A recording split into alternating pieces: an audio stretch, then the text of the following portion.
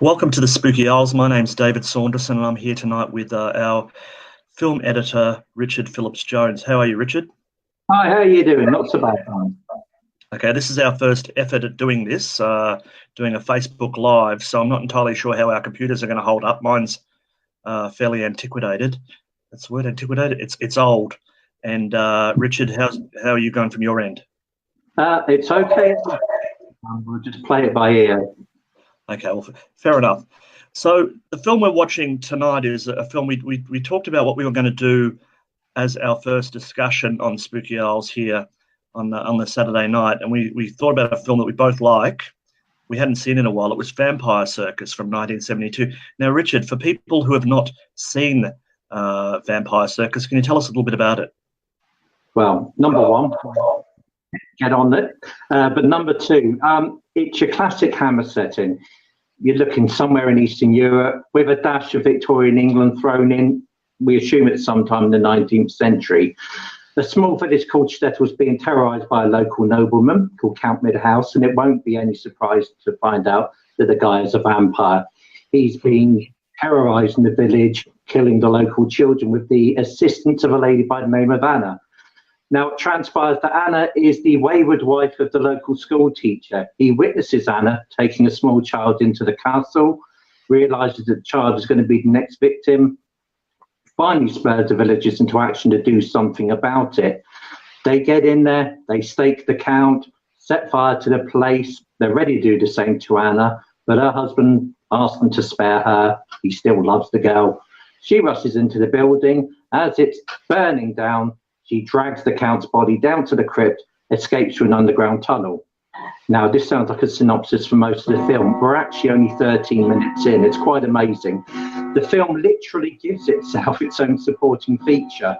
It almost feels like you're watching the sequel to another film that hasn't ever been made. So much goes on. So you're 13 minutes in, we get the opening credits, then we get to the story proper. We're winding on 15 years now.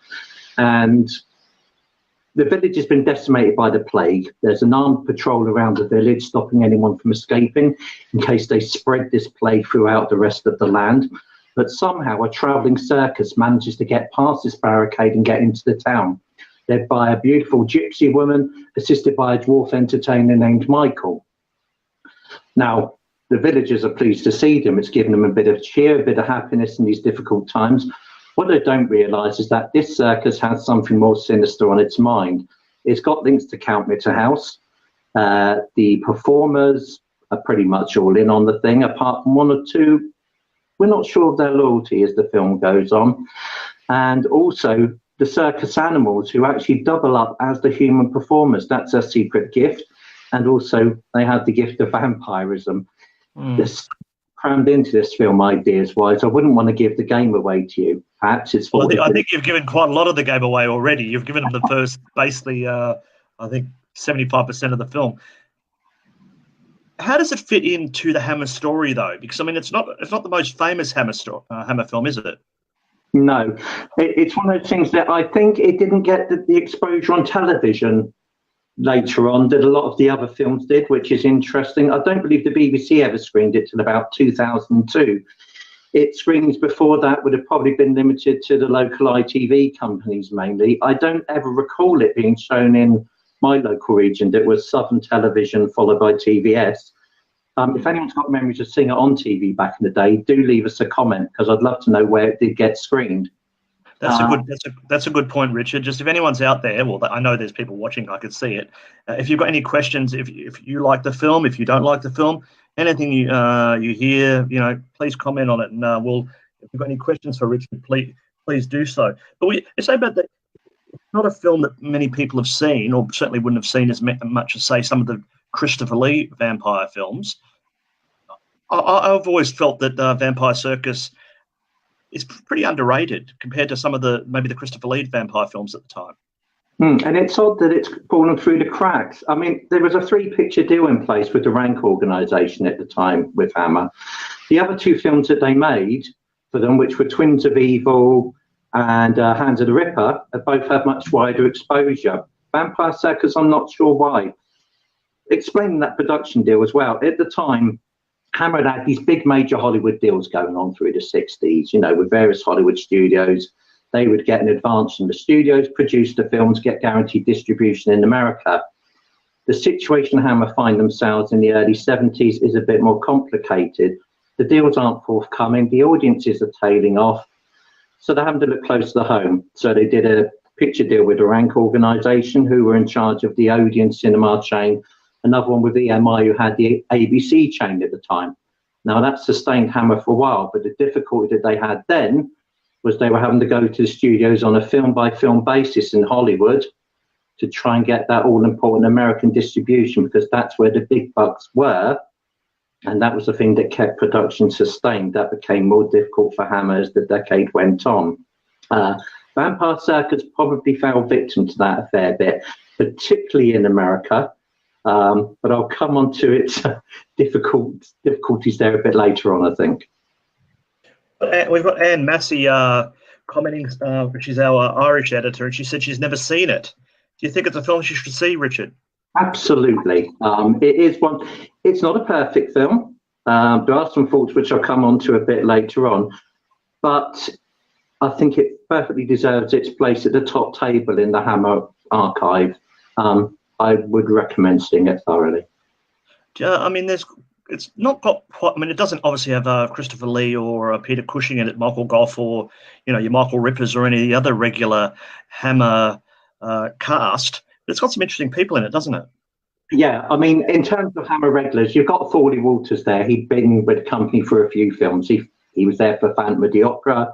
I always feel like he's the Nigel Bruce of Hammer. Really, he's a bit of a goose, I think. But yeah, he was a Redfield substitute for Dracula, Prince of Darkness. Then there were two Frankensteins on the trot. He was assisting the Baron for Frankenstein Created Woman. Then he was on the side of the law for Frankenstein Must Be Destroyed. So he was the one person in Vampire Circus that you could say had a history with Hammer. There are a few people who had worked for Hammer before, though. Anthony Corlan has his credit in the film, although he later has worked under the name Anthony Higgins. He'd appeared as one of the ill-fated young lovers in Taste of Blood of Dracula. Dave Proussid made his debut for Hammer in Horror Frankenstein in 1970, and would go on to do Frankenstein and the Monster from Hell also. So they already had a history. From the other cast, not necessarily Hammer connections, but it's interesting that Adrienne Corrie and Lawrence Payne had both worked together several times. They played a gypsy woman and Professor Albert Muller, the school teacher, respectively. An interesting film they'd done before was an adaptation of The Telltale Heart, which was made for the Danziger Brothers outfit back in 1960. They had a horror pass. And then you've also got John Mulder Brown playing young Anton Kirsch. He had done a very interesting film a couple of years earlier, which was shot in Spain, called The House That Screamed, and which, whilst it's a Spanish film, if you love your Hammer and Amicus, I'd recommend taking a look at that. There's so much influence from what we were doing there. So that's another one. So if there weren't Hammer connection, there were people there that had a bit of a horror background. Amongst the other cast, Lynn Frederick's an interesting one. Tragically, these days, she's better remembered for later becoming Peter Sellers' final wife. Yes, yeah. A tragic fall from grace after his death, and a very tragically early death. At the time she made Vampire Circus, she was considered a very promising up-and-coming actress. And in the same year, she did The Amazing Mr. Blunden, which is kind of like the children's film that Hammer never made. It's a fantastic film. We've got reviews of that. We've got a review of that on Spooky Owls, as we also have a review of Vampire Circus, and we'll put links up for that later, which you wrote a few years ago, but is well worth giving a read. God, yeah, 5 years ago, which would have been the last time I saw the film. Now, the interesting thing now, because I could only get to see Vampire Circus relatively late on, and my wife picked me, well, my girlfriend at the time, now my wife, picked me up a VHS copy of it. And each time I've seen it, it's gradually been in better quality. When I reviewed it 5 years ago, it was on VHS. Now, the amazing thing watching it on this occasion, for the first time, I've been able to see it in something closer to its original cinema presentation in the high definition transfer. And it's quite a revelation. You feel like you're watching the film fresh again. I'd say the The Blu-ray transfer isn't perfect. It's perhaps a little dark, but it's nothing that adjusting the brightness control on your set couldn't fix. But you certainly notice the smatterings of gore in the film, considering more than you did on the old presentations. Yeah. And it's a good and bad thing. Some of the effects look better, some of the body effects, some of the effects involve the animals, particularly with some bats. Some of the acrobats appear to turn into bats mid-air and then turn back into human form when they land. Yeah. And the matte projection effects for the bats, the high definition transfer makes them look a little obvious. But considering what low budget Hammer were working with at the time and the constraints, for a 1972 movie, it's still not too bad. Yeah. Well, we talked about the gore there. I mean, Hammer had a few run-ins with the censors over the years. Was there any problems with this film? Well, interesting. I've read a couple of references where people are under the belief that the film was actually banned in the UK for alluding to bestiality. If you come across those quotes, that's not really what happened. The film was passed by the BBFC. There were some minor cuts to a few sequences. There was a facial stabbing was removed by the censors, some bloody shots during a decapitation scene. Some of the more erotic elements of the act by the circus dancers were removed.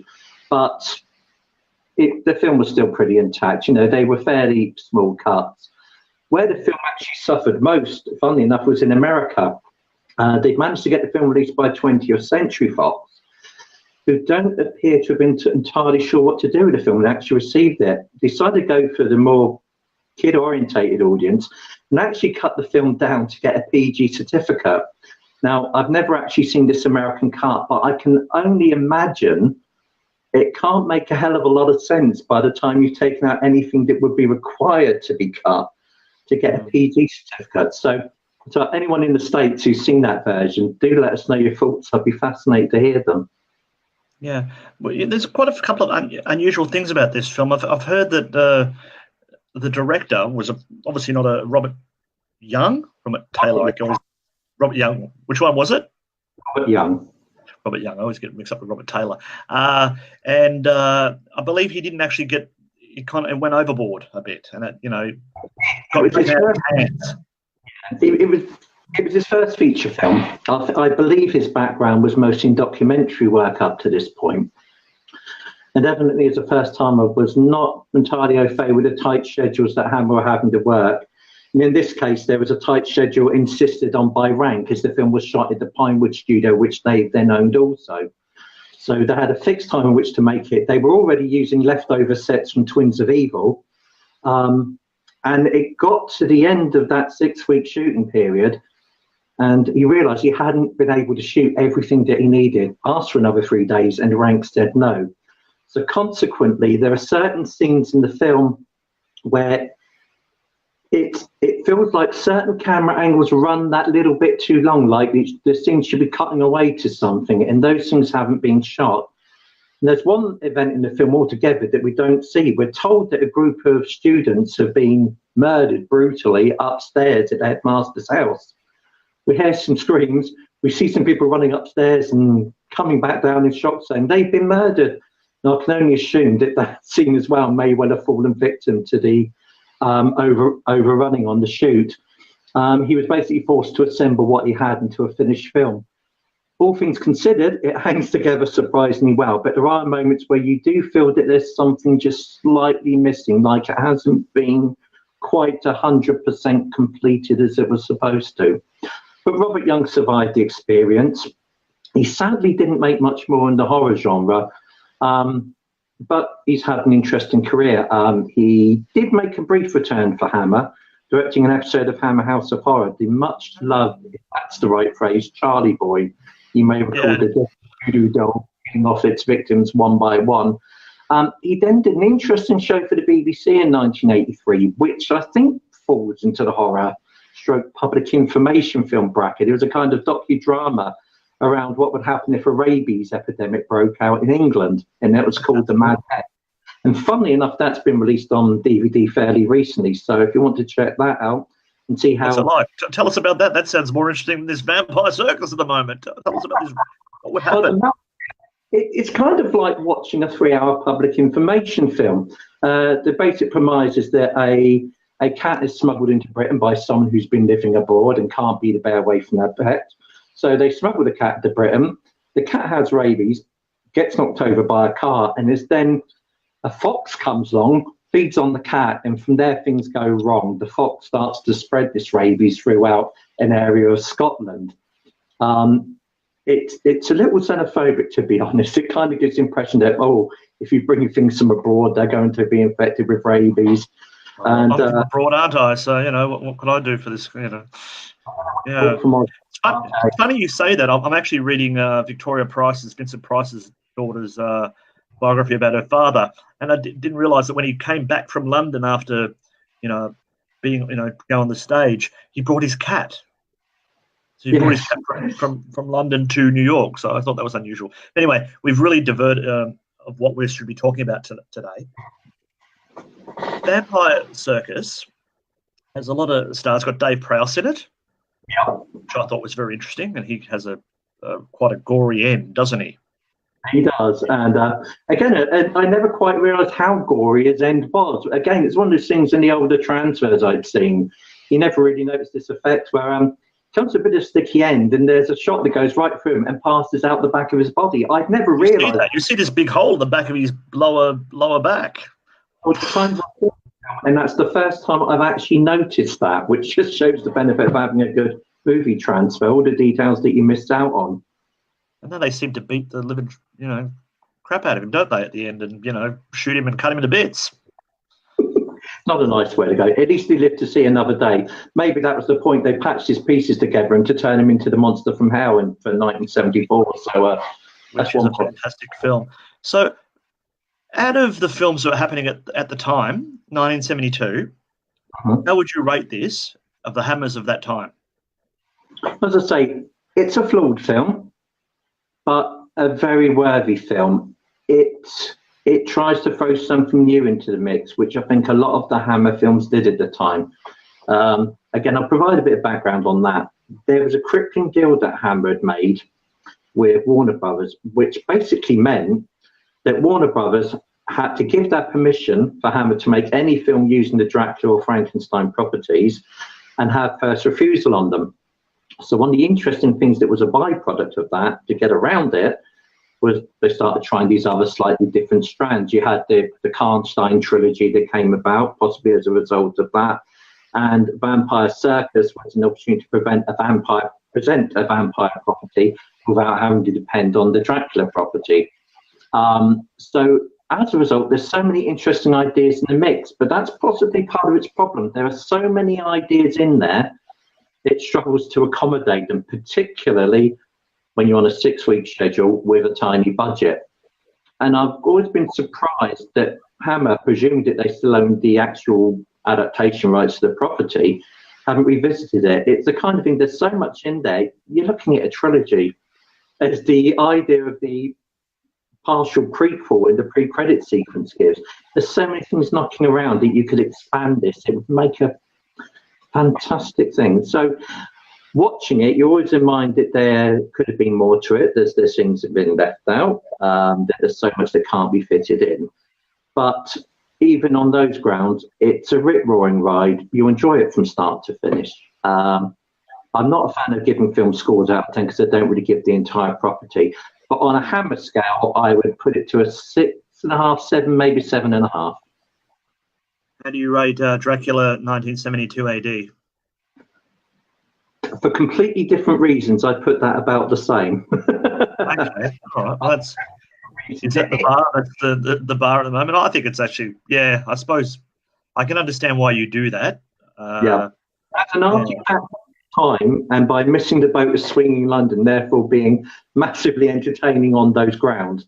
See, the thing with rating a film, it's defining what a bad film is. To me, if a film is pretty bad, but it's entertained you, then that's done the job of a film. To me, a truly bad film is one that wastes your time, has your finger itching over the fast forward button, skipping scenes, and just wondering where that 90 minutes of your life has gone that you'll never retrieve.